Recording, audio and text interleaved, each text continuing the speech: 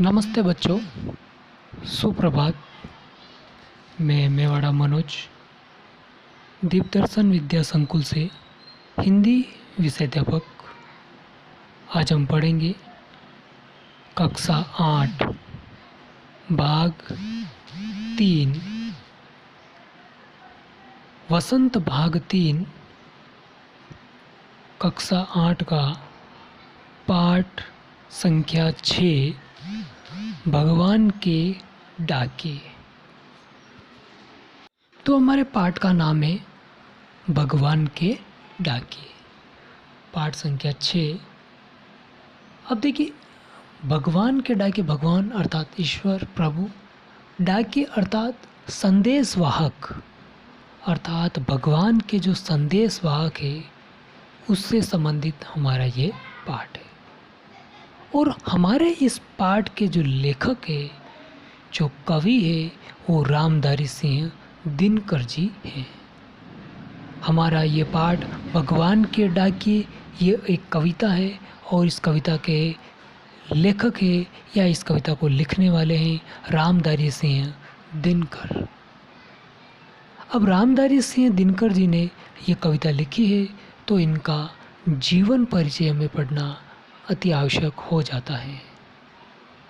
देखिए, हमारे पाठ के लेखक है रामधारी सिंह दिनकर जी और इनका जन्म 13 सितंबर 1908 को हुआ था और इनकी मृत्यु 24 अप्रैल 1974 को हुई थी।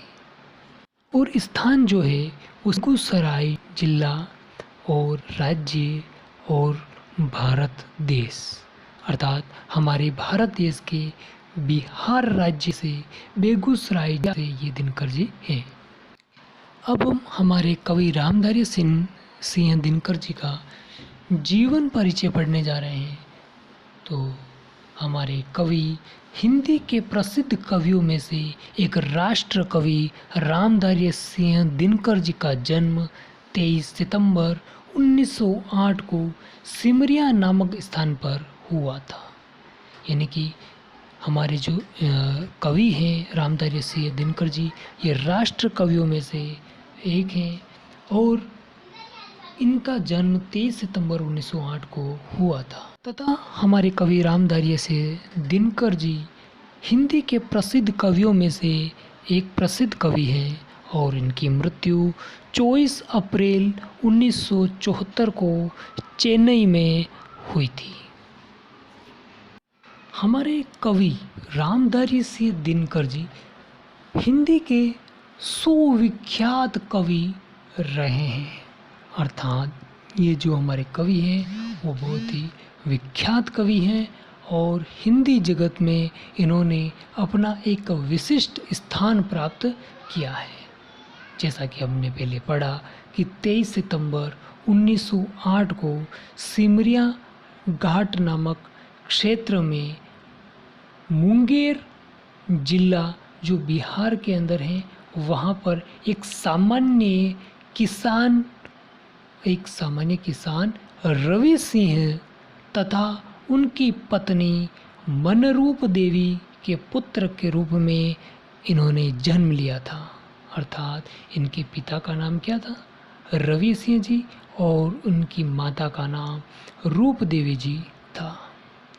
रामधारी सिंह दिनकर जी एक ओजस्वी राष्ट्रभक्ति से ओतप्रोत कवि के रूप में जाने जाते थे। यानी कि हमारे कवि दिनकर जी एक राष्ट्र कवि के रूप में जो राष्ट्रभक्ति से ओतप्रोत कविताएं लिखते थे, इसलिए उन्हें राष्ट्रभक्ति कवि भी, राष्ट्रभक्ति से ओतप्रोत कवि के रूप में भी हम जानते हैं या जानते थे, क्योंकि अभी वर्तमान समय में वो नहीं है।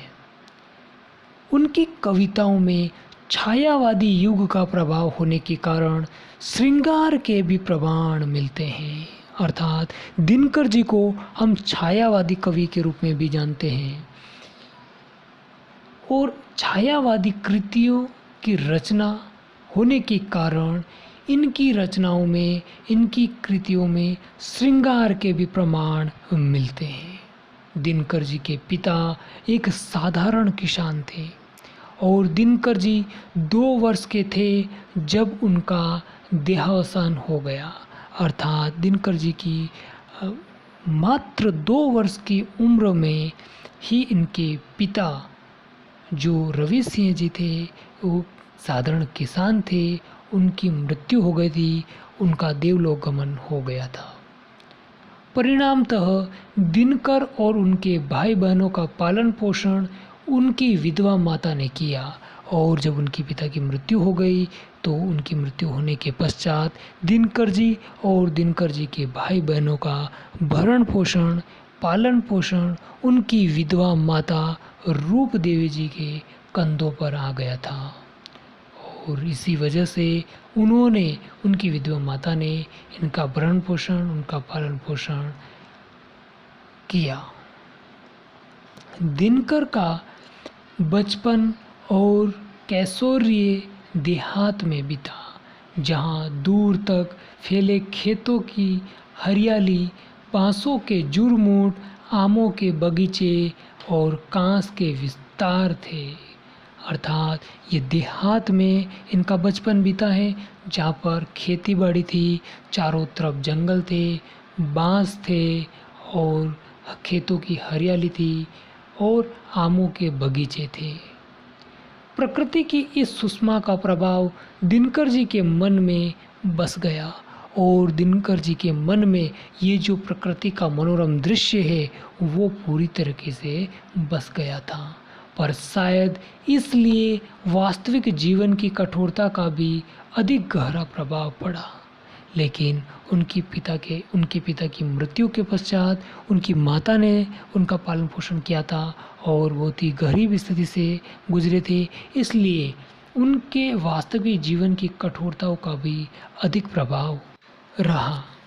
अर्थात वो बहुत ही गरीब परिस्थिति से पले बड़े हैं, और गरीब परिस्थिति होने के कारण जीवन की सच्चाइयों और जीवन की कठोरताओं से वो गुजरे हैं, और उन्होंने इन दुखों के साथ इन कष्टों के साथ पले बड़े, और अपने मन में जो प्रकृति का मनोरम दृश्य बिठाया उनको लेकर के उन्होंने अनेक कविताओं का सृजन किया। रामधारी सिंह दिनकर जी का जन्म, जैसे कि हमने पहले ही बता दिया, 13 सितंबर 1908 को बिहार में हुआ था, तथा इनकी मृत्यु 24 अप्रैल 1974 को चेन्नई में हुई थी। और जब इनकी मृत्यु हुई थी 24 अप्रैल 1974 को, तब इनकी आयु या उम्र 65 वर्ष की थी। अर्थात 65 वर्ष की उम्र में, 65 वर्ष की आयु में ये स्वर्ग सिधार गए। इन्हें साहित्य अकादमी अवार्ड, पद्म भूषण अवार्ड और भारतीय ज्ञानपीठ अवार्ड से भी सम्मानित किया गया। अर्थात इनको साहित्य अकादमी अवार्ड, पद्म भूषण अवार्ड और भारतीय ज्ञानपीठ अवार्ड मिला है। अब हमने दिनकर जी का जीवन परिचय पढ़ लिया, उनकी जीवन से जो संघर्ष था वो हमने पढ़ा, उनके बारे में जाना और उनके जीवन के बारे में जाना। अब हम इनकी रचनाओं के बारे में, इनकी कृतियों के बारे में बात करेंगे कि इनकी प्रमुख कृतियाँ कौन कौन सी हैं, इनकी प्रमुख रचनाएं कौन कौन सी हैं। इनकी प्रमुख कृतियों में रेती के फूल, प्रमुख कृतियों में रेती के फूल, उजली आग, कौन सी आग? उजली आग, कुरुक्षेत्र, उजली आग, कुरुक्षेत्र। अब देखिए उजली आग जो है, यहाँ पर आप एक चित्र देख रहे हैं। इस चित्र के अंदर इनकी रचनाएं दी गई हैं। उर्वशी, उजली आग और रश्मि माला, ये इनकी प्रमुख रचनाएं हैं, प्रमुख कृतियां हैं। इनमें से ही एक है उजली आग। अगला है कुरुक्षेत्र और उर्वशी आदि तथा कविताएं हैं। अब ये तो इनकी कृतियाँ हुई। अब इनकी प्रमुख कविताएं कौन कौन सी हैं, इनकी प्रमुख कृतियों में कविताएं कौन कौन सी हैं, तो दिनकर के गीत, इनकी कृतियों में ये कविता है दिनकर के गीत, और हारे की हरिनाम और आत्मा की आँखें, ये इनकी प्रमुख कविताएं हैं, मुख्य कविताएं हैं। इन्हें राष्ट्र कवि भी कहा जाता है, अर्थात हम राष्ट्र कवि के रूप में भी इन्हें जानते हैं। राष्ट्र कवियों में से एक कवि हैं तथा हिंदी जगत के मुख्य कवियों में, सुप्रसिद्ध कवियों में एक कवि माने जाते हैं। उम्मीद करता हूँ कि यह वीडियो दिनकर जी का जीवन परिचय, इनकी कृतियाँ ध्यानपूर्वक सुना और समझा होगा। उसके लिए आपको बहुत बहुत धन्यवाद।